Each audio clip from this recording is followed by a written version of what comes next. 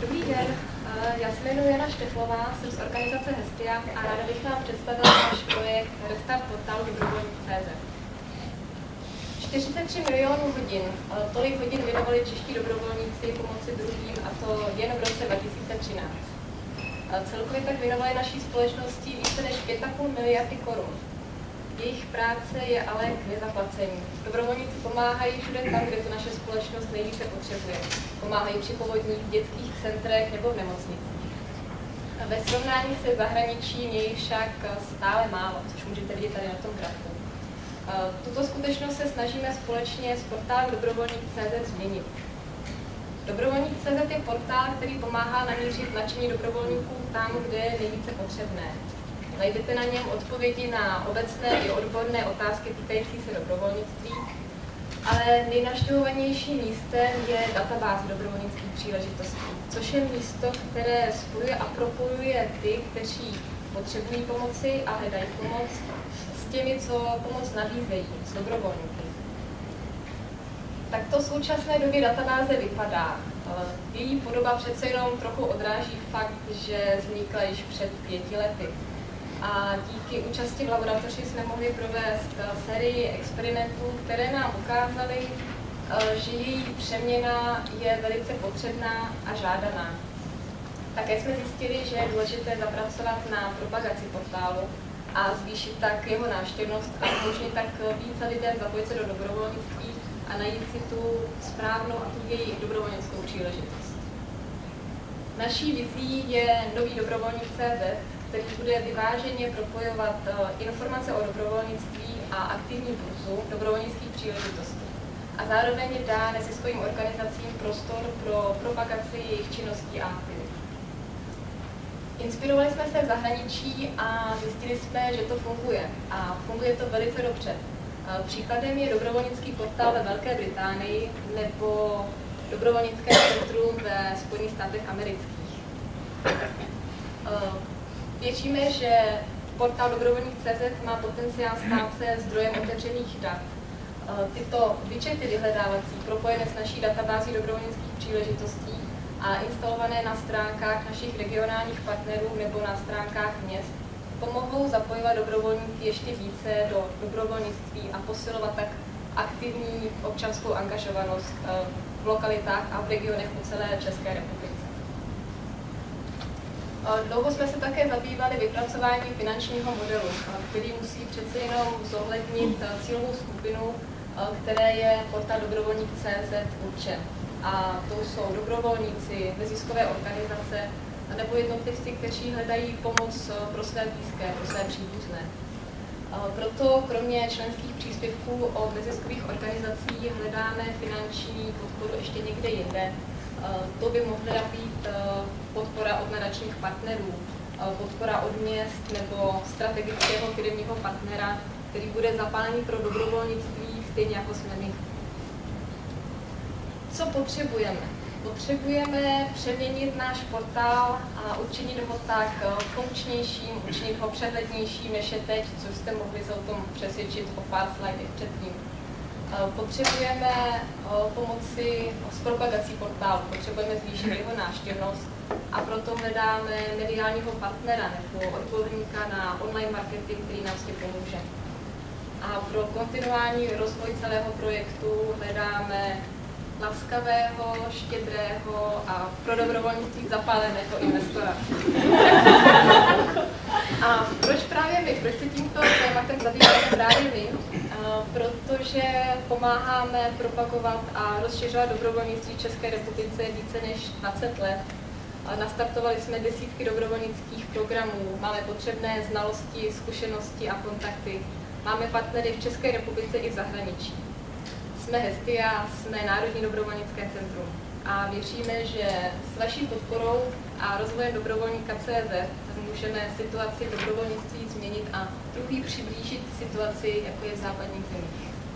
Takže prosím, zaplaťte se s námi pro dobrovolnictví, věřím, že společně to dokážeme.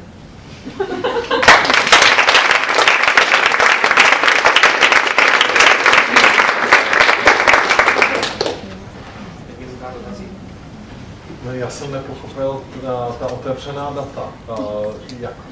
Jak se chcete stát zdrojem otevřených dat a jak to povede k tomu, aby se dobrovolnictví zvyšovalo?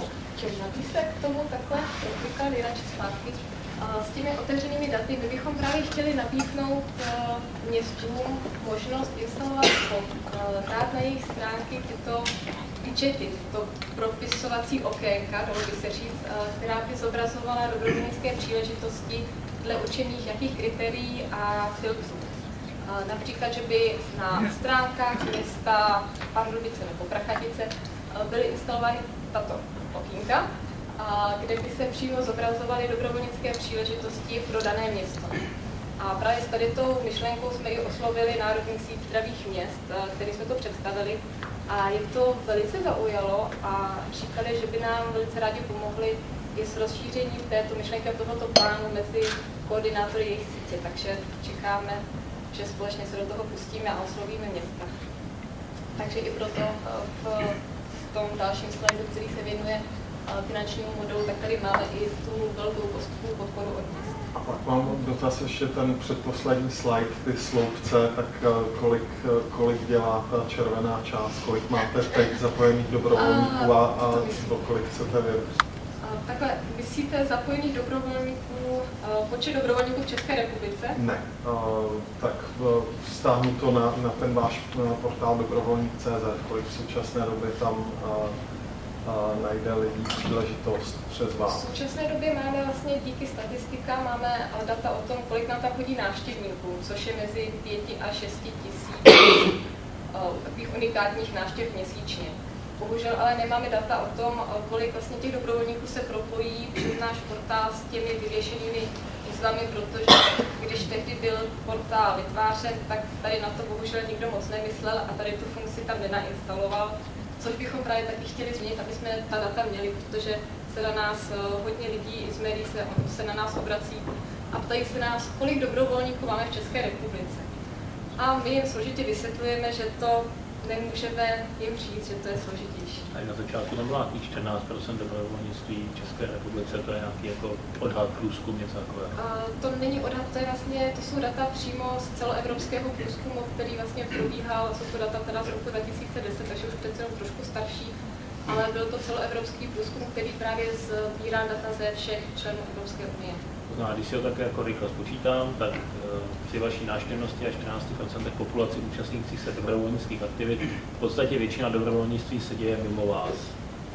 A ten cíl je to zpropagovat, aby se tohle dalo na dobrovolník.cz. Ano, chtěli bychom hlavně i tím dobrovolníkem CZ a jeho rozšířením více lidí zapojit do toho dobrovolnictví.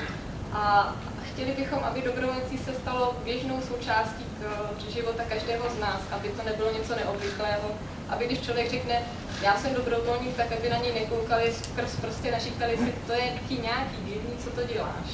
Ale aby to bylo běžnou záležitostí, jako je to i v zahraničí, jako je to v západních zemích. A můžu se zeptat, co vlastně, vy říkáte, že hledáte teda toho investora pohádkovýho. Já myslím, že to je spíš filantrop, protože, nebo co tomu investorovi nabídnete? No, momentálně hledáme investora právě na to, aby nám pomohl s přeměnou toho portálu, abychom se mohli víc pustit vlastně do propagace. Jasně, ale tak přijde investor, který řekne, tak mám tady peníze, který vám dám, nebo který vám budu investovat. Je jasný, že to není investice na rok, je to na nějakou delší dobu a bude se ptát, co za to dostane. Dostane podíl ve společnosti, řeknete mu, že mu to vrátíte za 3 roky plus procenta, že mu to nevrátíte, protože bude mít dobrý pocit a to je to, co mu nabídnete. Jako ty varianty můžou být různý, ale... Samozřejmě, bohužel i ten portál dobrovolník.cz není uspůsobený tak, aby vydělával, aby z toho člověk mohl potom ty peníze zase zpětně čerpat. To bohužel...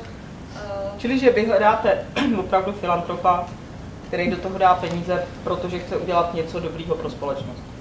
To je férový popis toho, jasně. A proto právě, protože těchto filantropů a těchto pohádkových investorů víme, že není tolik, nebo že jich je opravdu jenom hodně málo, tak i proto ten náš finanční model počítá s tím, že tam máme několik více těch stabilních kamenů, o které bychom se mohli učit.